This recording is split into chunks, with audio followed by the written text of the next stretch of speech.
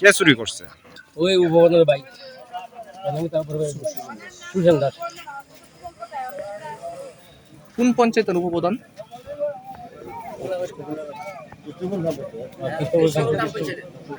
আমরা এখানে সরকার থেকে একটা মন্দির স্যাংশন হয়েছে, এটা আমরা কয়েকজনে মিল্লা করতেছি কালকে। বিগত দিন আমরা এখান থেকে কিছু সিমেন্ট চুরি হয়েছে, তাহলে আমরা ছেলেরারে লাগাই রাখছি যেটা তোমরা লক্ষ্য রাখতো যে সিমেন্ট নিয়ে। কালকে আমার কাছে উঠাইলো, যতটুকু জানতে পারলাম একটা লোক, আমরা গ্রামের একটা লোক এখান থেকে সিমেন্ট নিতেছে। আমাদের পয়সাও দৌড়া দেওয়ার লেগে তারা ধরছে টরছে না। যাকে আমরা খবর দেওয়া হইলো, আমরা জিগাইলাম যে কারো জিগাই সিমেন্ট নেওয়া হয়েছে, নীতি না এমনি পরে এনে দিলাম। লক্ষণের সবাই অভিযোগ আগে ওইভাবে সিমেন্ট চুরি হয়েছে, কেউ না পাই সেটা। এবং একটা সরকারি সিমেন্ট এই লোকটা কিভাবে নিজের বাড়ি নিয়ে কাজে লাগাইতে পারে? যে নিচে তারা কি চিনতে পারছেন? কি নাম? তাই কালকে এখানে সেটা বলে এক দুজন লোকের কাছে সেটা কমাপার হয়ে গেছে, কিন্তু ওখানে মন্দির কমিটির যারা যে বক্তব্য ওইভাবে তো একজনের লোকে কমা থাকলে হয় না, বা কেন ওইভাবে নিল না, দিকে কারে দিকে নিল, অনেক কিছু তো অন্ত করলে তো বাইরেব ইতালিকে রাস্তা অবরোধ তারপরে ঢাকা তারা আইতেছে না পর্যন্ত। কতক্ষণ যাবত আপনারা পদবরোধ করতেছেন?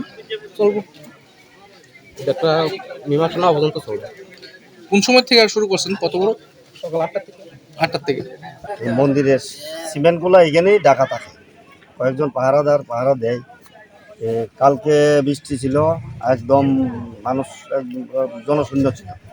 ওই সময় বাইক দিয়ে নাকি কোনো বাচ্চা ছেলে 2-3 জনে তারা দেখছে যে 2 বস্তা সিমেন্ট তারা বাইকে করে নিয়ে গেছে। এর আগেও এখান থেকে 3টা সিমেন্ট প্যাকেট নাই, চুরি হয়ে গেছে। কে বা কারা নিছে? কে বা কারণ হিসেবে আগেরটা তো মানে বলা যায় না। এখন যারা শোনা গেছে সুশান্ত দাস, এটা উপপ্রধানের বড় ভাই, হ্যাঁ নাকি এখান থেকে নিছে। তারপরে গ্রামের থেকে তারা খবর ফোন করতেছে বারবার, তারা কেউ আসতে রাজি না, অন্যান্য লোক পাঠাচ্ছে কোন মীমাংসার জন্য। কোন পঞ্চায়েতের এটা উপপ্রধান? হচ্ছে দক্ষিণ কৃষ্ণপুর গ্রাম পঞ্চায়েত উপপ্রধানের ভাই। উপপ্রধানের ভাই।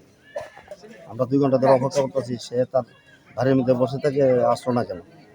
এখানে আসতে লাগবো, এখানে এই কইতে লাগবো যে কি করা যায়, সংশোধনটা করা, কেমনে সংশোধন করা যায়, হের মুখ থেকে শুনতে চাই।